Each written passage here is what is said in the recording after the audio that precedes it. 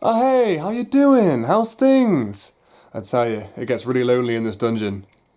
What happened to Joseph? Oh, well, let's just say cannibals don't get a life sentence. Little gift from the executioner there. He's a nice guy deep down, I think. Anyway, now that you're here, I can finally talk about Perils and Possibilities Session 5. But in case you've forgotten from last time, our party are Gwyn Valentine IV, Philip Clydesdale, Draenog Briarheart, Jarell Niprit, Cassian Vicendras III, and Valkyria Doriu. After watching Lord Gassett's execution, they go to a place called the Willow Wisp and ask a contact about the location of the Dragonfly. He says the Dragonfly might be in a place called the Briar Patch, a centre for child trafficking in Ostia. The group decide to hide in a dark shack to avoid any snooping inquisitors, but try as they might, they can't light anything. That's when Gwyn opens a mysterious parcel given to him by some hags and finds a candle inside. The candle then lights without anyone doing anything. With that out of the way, let's get into this week's episode of Perils and Possibilities. No, he did. Hello? So the episode opens with the party freaking out over the magically lit torch, Jarell more than any of them. Turn it back on. I have no control over it. Susie Get off is- me. They find writing carved into the wall of the shack that tells them to lift the torch high. Gwyn does so, and the torch light turns black. This is about where they discover that fresh water and lake floor is beneath the shack, and there's fresh blood splattered on all the walls. Turn around, look away. Close your eyes. Anyway, the group are done with all this spooky shit and decide to go where everyone can enjoy. A brothel. The closest one is a brothel called the Hole in the Wall. Of course it is.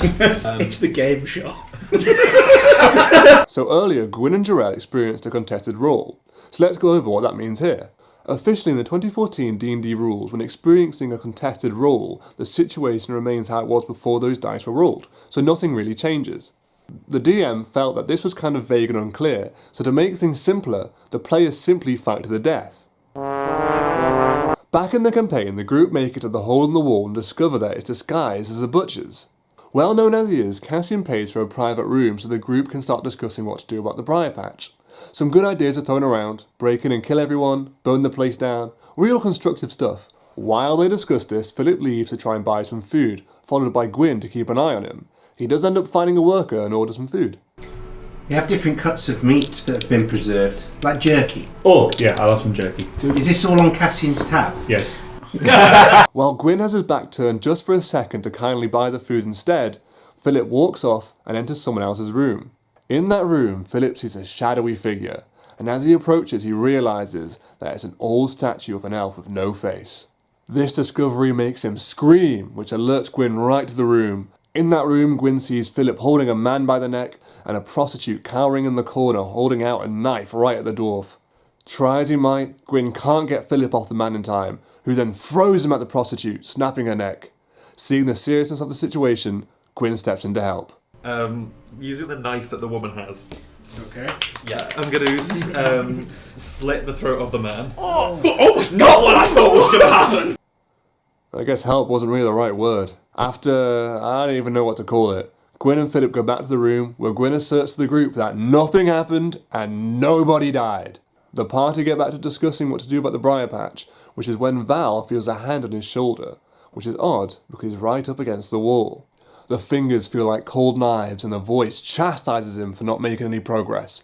Then they call him lover. Val keeps his composure and no one notices a thing.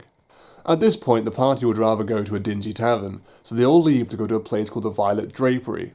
On the way there, Cassian is assaulted by all kinds of whispers that make his eye bleed. Yeah, I'm the normal one, guys. Nothing wrong with me. At the Drapery, the party discover that it's owned by two brothers, Gris and Gideon, the former being a human and the latter being a fire ganassi. I'm sure that was a pleasant birth. You can tell they're just lovely people because they're already torturing someone. Here we discover they're a member of the Kreller gang.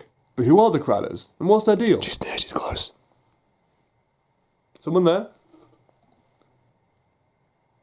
It must have been the wind.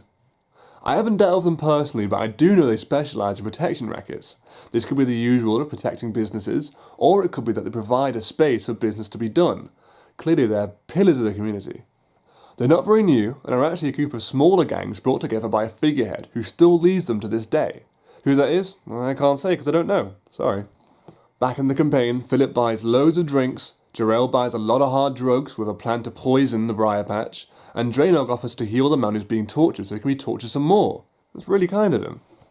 Gwyn also tries to buy potions off the same woman who helped Cassian steal from a rich prick in the last session, her name being Kyra. When Gwyn tries to ask Gris about other gangs, he isn't very forthcoming with the information, and he even starts to get a bit aggressive as he tries to ask why Gwyn wants to know. Gwyn of course gives in and tells him that they want to kill everyone in the briar patch. This pleases Gris quite a lot and says he'd love to help them. He leads them to a door with no handle and says he'll be right back. While they wait, the group discuss a child trafficking ring and the idea of dead children, which gets Jarell really agitated, and that is where the session ends. So that's everything. Hello? Who's there? Hello?